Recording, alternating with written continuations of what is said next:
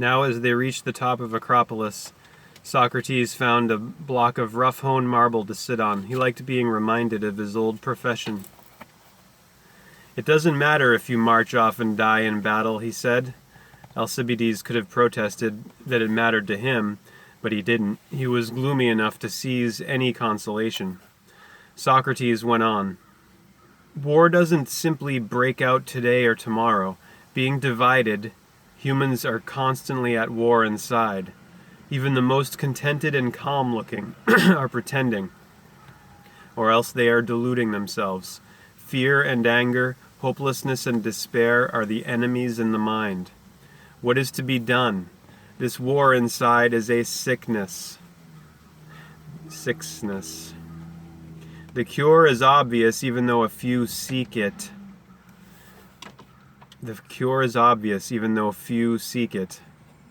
End the division that creates joy one day and sorrow the next.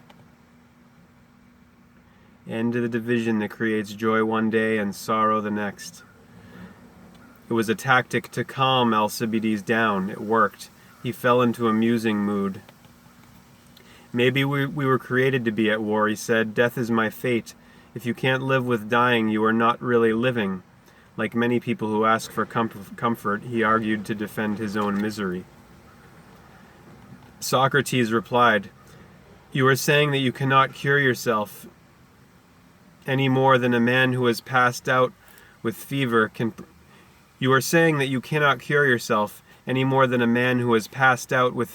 prescribe his own medicine, but that's not the reality." Against his will,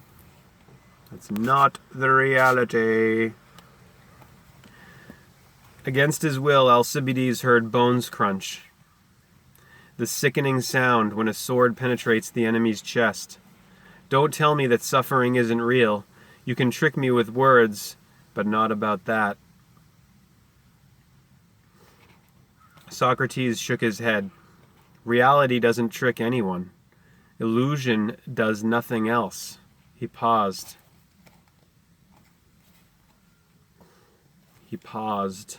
L-even. We may never meet again, and you are afraid." "It doesn't help to tell me," growled Alcibiades. "We may never meet again," Socrates repeated, "so listen. I have seen who you really are, as no one else in the world has.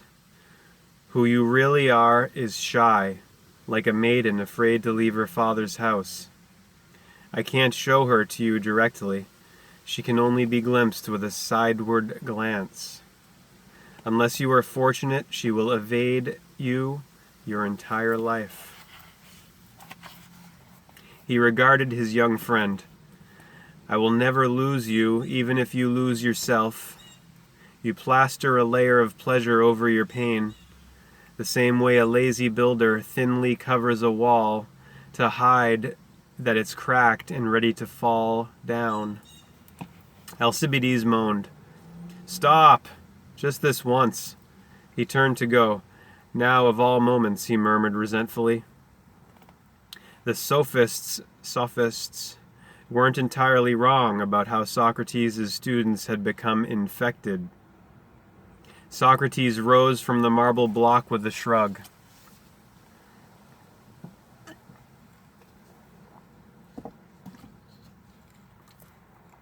Let's go pray. All this banter has made me forget the gods. One must never do that. Forgetting is very dangerous." "You go. I won't pray to our fickle gods. Sacrifice a grain of wheat or an ox, it doesn't matter. They still let us die like flies on a sticky honeycomb," grumbled Alcibiades. Socrates pointed to a dozen temples on the rocky brow of the Acropolis. "I once thought the gods lived there. which is as futile as your thinking that they don't. To be divine, a god must be everywhere, which means that the gods are here, right beside us. When you know that, they will never desert you. How did you learn all this? Asked Alcibiades. It was hard to tell whether he was humbled or just resigned. His debts, his women, he had no choice but to go to war, where Socrates didn't matter a fig. Figment. Figure. Go figure. What I tell you comes from my lips, but not from me, replied Socrates.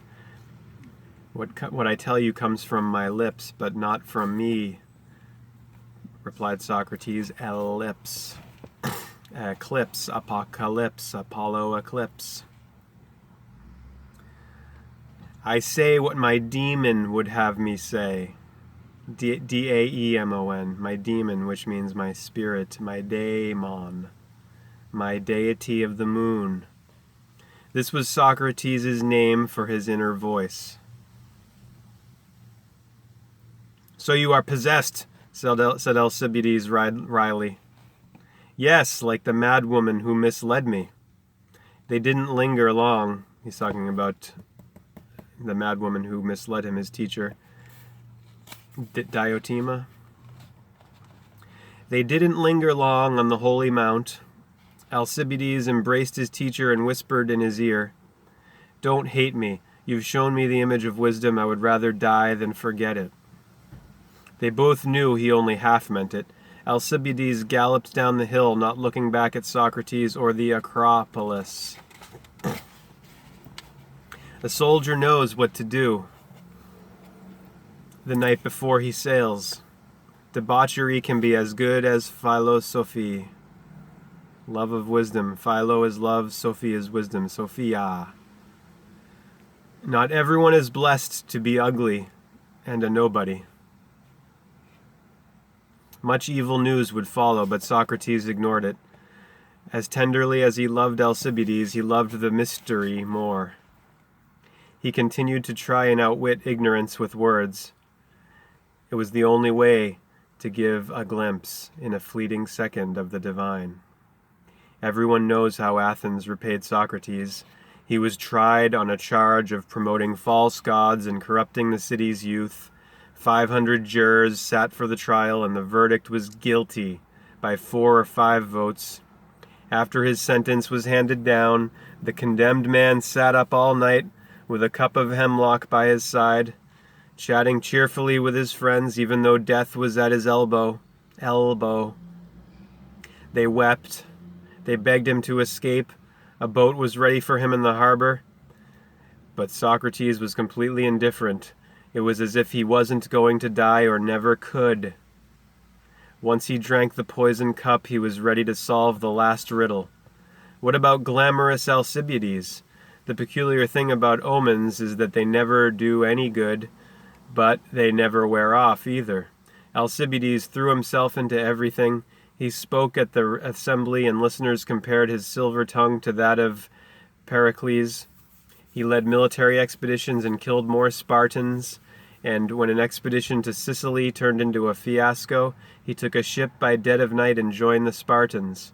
He tried the same double game with the Persians, and whether it was beauty, courage, recklessness, or cunning that kept him alive, Alcibiades proved something. Omens can be eaten. Doom loses to the fastest runner. Until the day it happened, he stayed among the Persians, who were masters of luxury beyond anything dreamed of in Greece.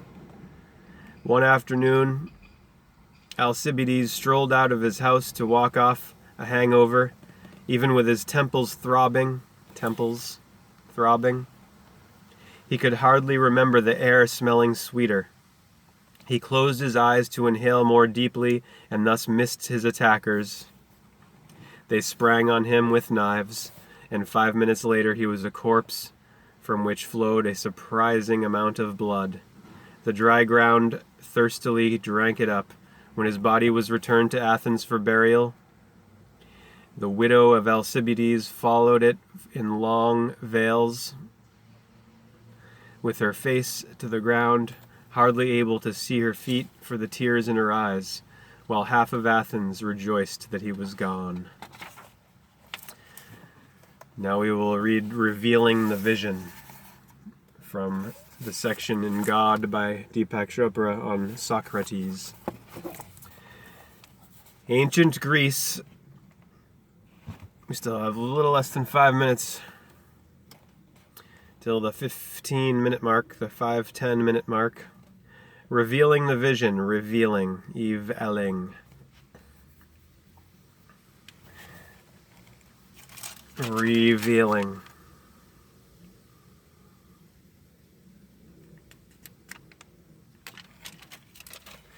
Ancient Greece seems irrelevant with its many gods and goddesses if you accept that monotheism stands for progress.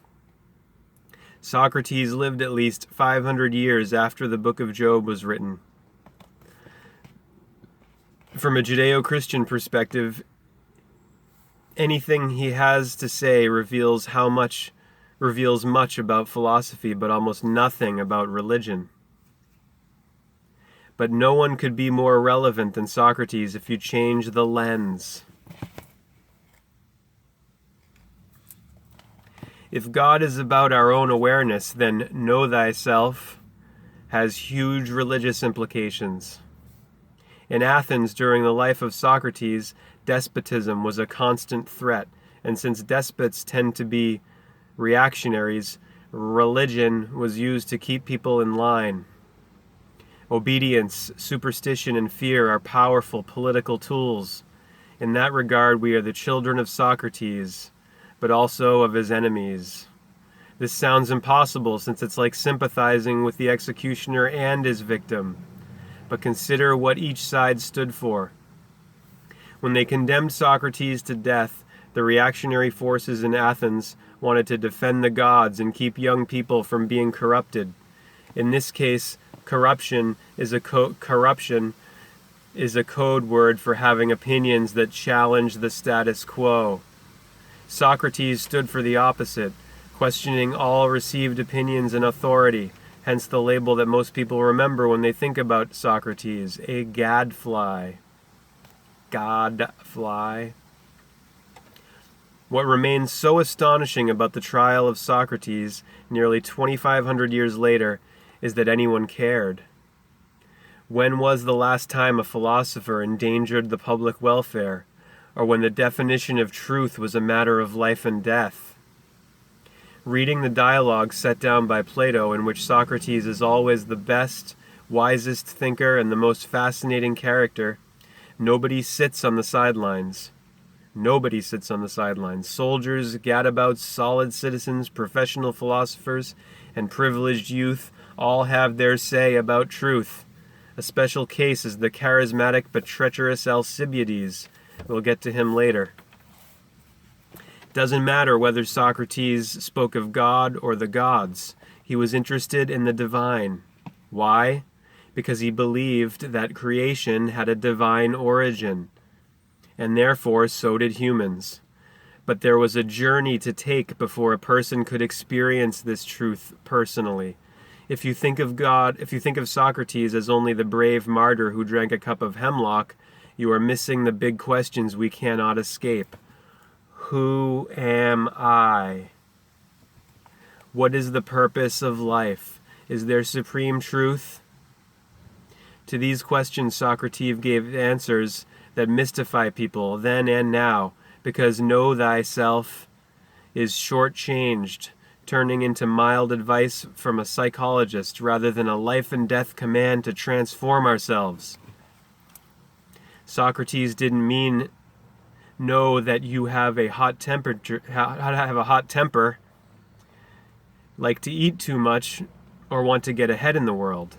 The self in Know Thyself was not the everyday ego personality with its hopes, fears, drives, and desires. Socrates refused to neatly define the self he had in mind, just as Buddha refused to use a word like God. Hare Krishna.